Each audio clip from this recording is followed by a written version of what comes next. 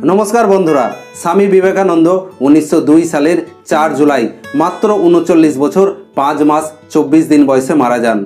स्वामीजीर এই অকাল প্রয়াণে তার শিষ্য সহ সমস্ত দেশবাসী এমনকি সারা বিশ্ব স্তম্ভিত হয়ে গিয়েছিল। জন্মালে মৃত্যু অবশ্যম্ভাবী সেটা আমরা সবাই জানি, বাট সেই মৃত্যু যখন চিরাচরিত সময়ের আগেই এসে উপস্থিত হয় তখন আমাদের জীবনে একটা বড় ধাক্কা লাগে।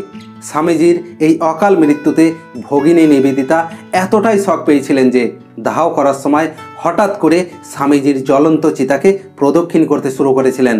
100 বছর বাঁচার জন্য আপনাকে 100টি বসন্ত পার করতে হবে না, জীবনে এমন কিছু মহান কাজ করুন যার জন্য সারা বিশ্ব আপনাকে বছরের পর বছর মনে রাখবে।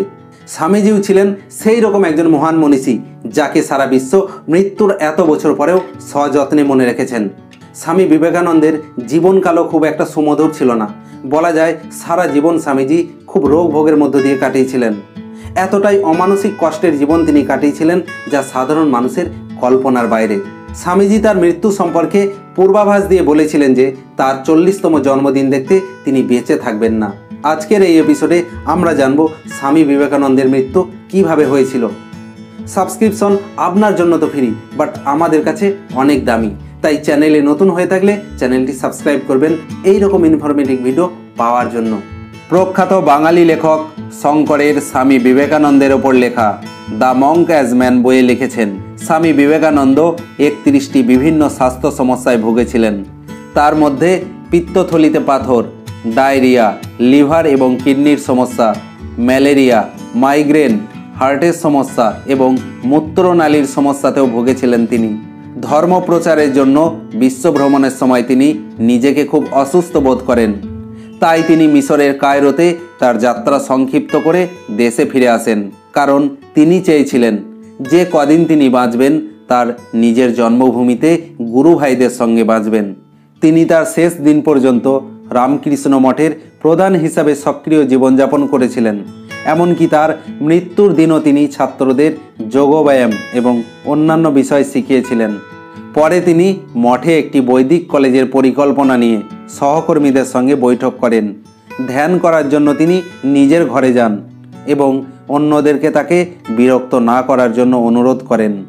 নিজেকে সর্বকালের সবচেয়ে গভীর ধ্যানের জন্য প্রস্তুত করেন এবং এই গভীর ধ্যানমগ্ন অবস্থায় তিনি মহাসমাধিতে চলে যান। শোনা যায় মৃত্যুর পর স্বামীজির চোখে মুখে লেগেছিল রক্তের দাগ। বিজ্ঞান স্বামীজির মৃত্যুকে মস্তিষ্কের অভ্যন্তরে হেমোরেজিক স্ট্রোক হিসাবে ব্যাখ্যা করে, বাট আধ্যাত্মিক দৃষ্টিকোণ থেকে দেখলে এর ব্যাখ্যা সম্পূর্ণ আলাদা এবং এটি কেবলমাত্র মহাযোগীদের পক্ষেই সম্ভব। আমাদের মানব দেহ 7টি কুণ্ডলিনী চক্র দ্বারা পরিচালিত হয়। এই কুণ্ডলিনী চক্রের একটি শক্তিশালী আক্রমণের কারণে ব্রহ্মরন্ধ্র ছিদ্র করা হয়েছিল। ব্রহ্মরন্ধ্র হলো মাথার ভিতরে পাওয়া মুকুট চক্র। চক্রগুলি সক্রিয় হয়ে ওঠে যখন কেউ ধ্যানের গভীর অনুশীলনের মাধ্যমে তাদের জাগ্রত করার চেষ্টা করে। সূত্র অনুসারে স্বামীজি চক্রগুলিকে পুনরুজ্জীবিত করতে সক্ষম হয়েছিলেন।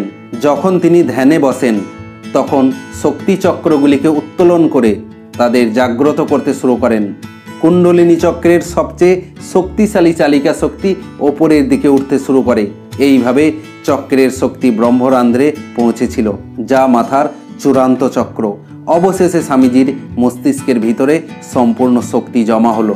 মহাসমাধির জন্য স্বামীজির যোগ সাধনা সম্পন্ন হয়। অবশেষে তিনি চিরমুক্তির দেশে পৌঁছে গেলেন। ভিডিওটি ভালো লাগলে অবশ্যই লাইক এবং চ্যানেলটি সাবস্ক্রাইব করবেন এইরকম ইনফরমেটিভ ভিডিও পাওয়ার জন্য। Thank you so much. Have a good day.